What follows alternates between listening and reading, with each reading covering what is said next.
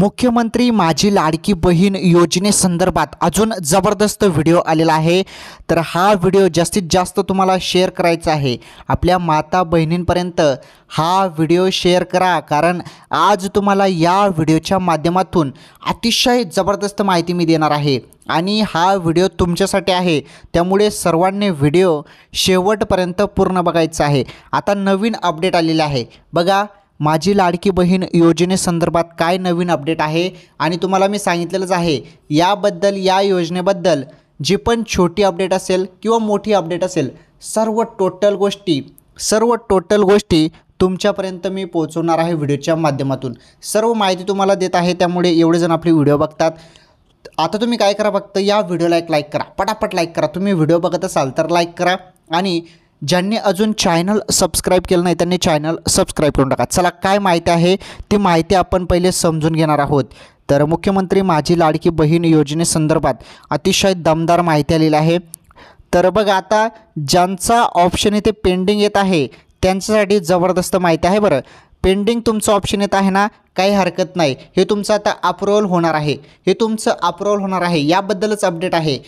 ही खास अपडेट आलेली आहे, त्यामुळे हा व्हिडिओ मी बनवत आहे। ही खास अपडेट आलेली आहे, कारण हे पेंडिंगच्या ऑप्शनमुळे अनेक जण टेन्शन घेत होते की सर आमचा फॉर्म पेंडिंग आहे, हा अप्रूव्हल कधी होईल, कारण खूप दिवस झाले अजून पेंडिंगच दाखवत आहे, मग आमचा फॉर्म हा रिजेक्ट होईल का, सक्सेसफुल केव्हा होईल। तर अनेक प्रश्न तुमचे येत होते। फायनली याबद्दल उत्तर आलेलं आहे आणि हा पेंडिंगचा ऑप्शन तुम्हाला मी सांगतो।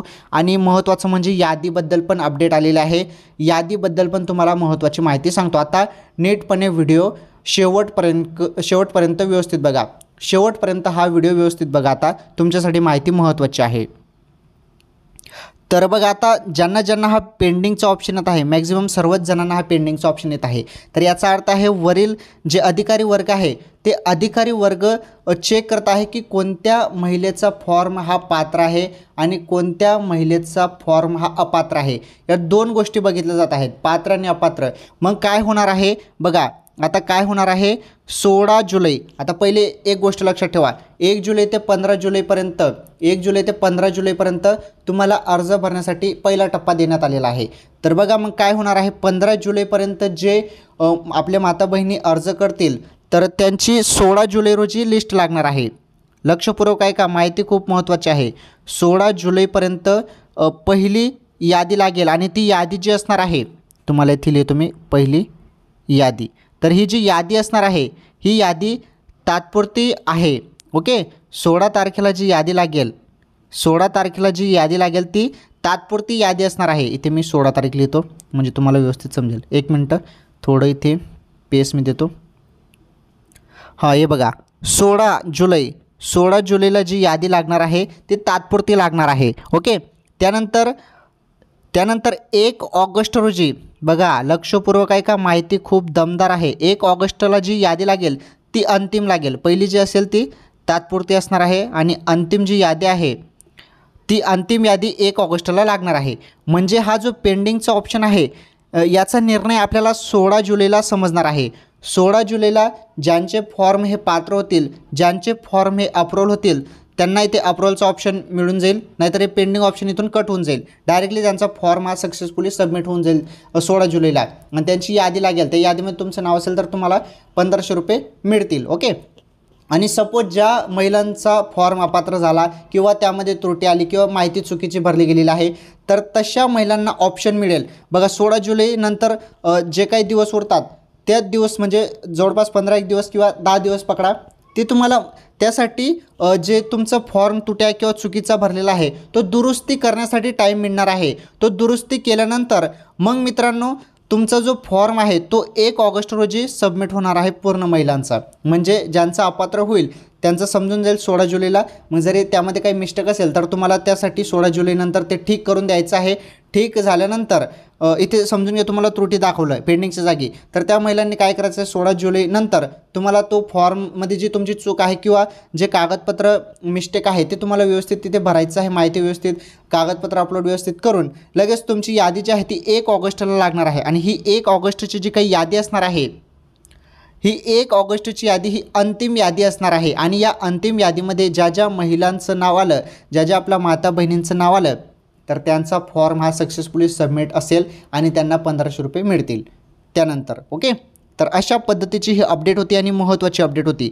तर फायनली 16 जुलैला बघा, पुन्हा सांगत आहे, ही माहिती माझ्यासाठी नाही तुमच्यासाठी आहे आणि हा व्हिडिओ सर्व खेड्यापाड्यात व्हायरल झाला पाहिजे, सर्वीकडे हा पसरला पाहिजे. त्यामुळे बघा खाली तुम्हाला शेअरचं बटन दिसत आहे, शेअरवरती दाबा आणि प्रत्येक ग्रुपमध्ये हा व्हिडिओ जास्तीत जास्त व्हायरल करा. सर्वांनी हा व्हिडिओ शेअर करायचा आहे, कारण माहिती तुमच्यासाठी आहे, माहिती माझ्यासाठी नाही. आणि एवढी माहिती तुमच्यासाठी मी आणतो, संपूर्ण ॲनालिसिस करून ही माहिती मी आणत असतो. तर बघा 16 जुलैला तात्पुरती यादी लागणार आहे, 16 जुलै, आणि 1 ऑगस्टला अंतिम यादी लागणार आहे.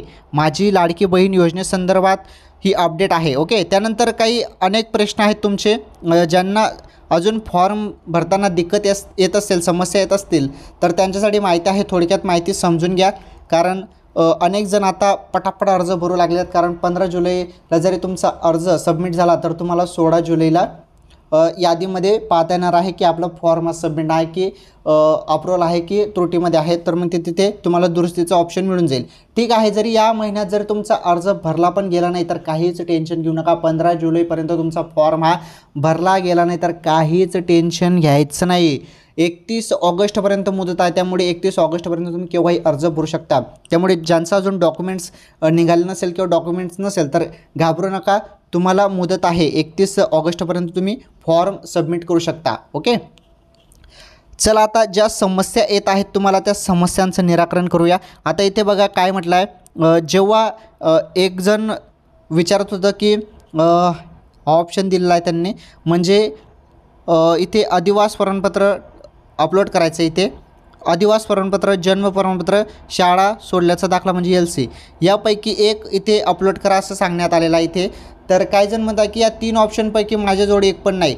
तर तुम्ही काय करा, 3 ऑप्शनपैकी जर तुमच्याजवळ काही नाही तर 15 वर्षपूर्व, लक्षपूर्वक आहे का, 15 वर्षपूर्व तुमच्याजवळ जरी मतदान कार्ड असेल, वोटर ID असेल, मतदान, ओके, मतदान कार्ड जरी असेल 15 वर्षपूर्वी, ते इथे अपलोड करू शकता. आलं लक्षात? कारण याबद्दल अनेक जण कन्फ्यूज झाले होते, कारण इथे 3च ऑप्शन दिले असं म्हणत होते, परंतु 3च ऑप्शन दिले असं अनेक जण म्हणत होते. तर 3 ऑप्शनने यामध्ये चेंजेस झालेले आहेत, निर्णय झालेला आहे.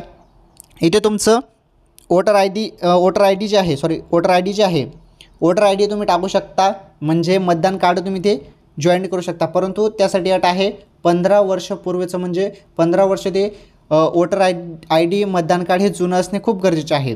मतदान कार्ड जे आहे ते 15 वर्षपूर्व असणे गरजेचे आहे, म्हणजे 15 वर्षापेक्षा जुनं असणे गरजेचे आहे, 15 वर्ष जुनं असणे गरजेचे आहे. आलं समजलं तुम्हाला? ठीक आहे, पुढील माहिती आपण क्लिअर करून घेऊ. त्यानंतर हे फोटोचा जास्त मॅटर वाढलेला आहे. अनेक जण याबद्दलच विचारत आहे की फोटोज येत नाही, काय करू, याबद्दल एवढं कन्फ्युजन झालं आहे. मागच्या व्हिडिओमध्ये सर्व क्लिअर करून तुम्हाला सांगितलं मी, तरी अनेक जण याबद्दल टेन्शन घेत आहेत की सर हे फोटोचं मॅटर सॉल्व करा, हे फोटोज इथे येत नाही तर मग फॉर्म कसं काय सबमिट होईल, असं अनेक जण विचारत आहे. काहीच टेन्शन घेऊ नका, तुम्हाला मागच्या व्हिडिओमध्ये पण क्लिअर करून सांगितलं, परंतु तुम्हाला मी जे काय सांगितलं ते तुम्हाला समजलंच नाही. हे बघा, जेव्हा तुम्ही फॉर्म भरतात, संपूर्ण डॉक्युमेंट्स अपलोड करतात, तेव्हा इथे तुम्हाला image not supported on this device, बघा पुन्हा सांगतो, image not supported on this device असं ऑप्शन येत असेल तर घाबरू नका, तुमचा फॉर्म सबमिट झाला आहे. इथे ॲपमध्ये मिस्टेक झाली, ते ॲपमध्ये अपडेट आहे, तशा त्रुटी येत आहे ॲपमध्ये, ठीक आहे. परंतु तुम्ही फोटो अपलोड करण्याच्या टाईमला असं जर येत असेल तर तुमचा फोटो गेलेला आहे, काही टेन्शन नाही, तुम्ही सबमिट करून द्या, बिंदास सबमिट करून द्या.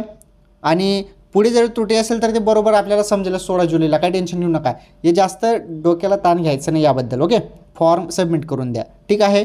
आणि फॉर्म जर तुम्ही सबमिट केला आणि जरी असा पेंडिंगचा ऑप्शन आला तर मग तुम्हाला 16 जुलैपर्यंत वेट करायचं आहे. आपला फॉर्म अप्रूव्हल झाला की त्रुटीमध्ये आहे ते आपल्याला सांगतीलच. आणि जरी तेव्हा मग ते सांगतील की तुमचा फोटो नाही, किंवा तुमचं हे आधार कार्डमध्ये मिस्टेक आहे, किंवा हे डॉक्युमेंट्स चुकीचं टाकलेलं आहे, किंवा हे नाव गलत टाकलेलं आहे, हे चुकीचं असं जर काहीतरी आपल्याला ते त्रुटी दाखवतील तर मग परत आपल्याला ती माहिती 16 जुलैनंतर भरायची आहे. झालं सिंपल, 1 ऑगस्टला तुमचं अंतिम यादीमध्ये नाव येऊन जाईल, बस एवढंच आहे.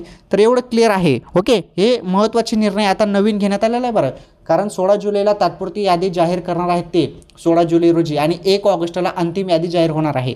आणि याबद्दल तुम्हाला पुढे मी तसं सांगेलच क्लिअर. ओके, तर तुमच्यासाठी एवढी महत्त्वाची माहिती घेऊन येत आहे मित्रांनो मी माझी लाडकी बहीण योजना, मुख्यमंत्री माझी लाडकी बहीण योजनेसंदर्भात सर्व टोटल गोष्टी तुमच्यापर्यंत आणत आहे. त्यामुळे सर्वांनी व्हिडिओला लाईक करायचा आहे. हा व्हिडिओ सर्व माता बहिणींपर्यंत शेअर करायचा आहे. तुम्हाला सर्वांपर्यंत शेअर करा. जाऊ द्या हा व्हिडिओ जास्तीत जास्त व्हायरल करा, कारण सर्वांपर्यंत गावखेड्यात हा व्हिडिओ गेला पाहिजे. कारण काहींना याबद्दल जास्त क्लिअर माहीत नसतं. त्यामुळे आपला हा व्हिडिओ मी तुम्हाला सिंपल आपल्या गावरान भाषेत सांगतो, सर्व माहिती टोटल आपल्या सिंपल भाषेत. त्यामुळे हा आपला व्हिडिओ सर्वकडे पसरला पाहिजे. शहरात असो किंवा खेड्यात असो सर्वकडे हा व्हिडिओ पसरवा आणि या व्हिडिओला जास्तीत जास्त शेअर करा. ओके, सो आजच्या या व्हिडिओमध्ये एवढंच. तर माझी लाडकी बहीण योजनेसंदर्भात किंवा माझा लाडका भाऊ युवा प्रशिक्षण योजनेसंदर्भात काही नवीन अपडेट असेल तर नक्कीच तुम्हाला पुढील व्हिडिओमध्ये सांगतो. आजच्या या व्हिडिओमध्ये एवढंच. धन्यवाद.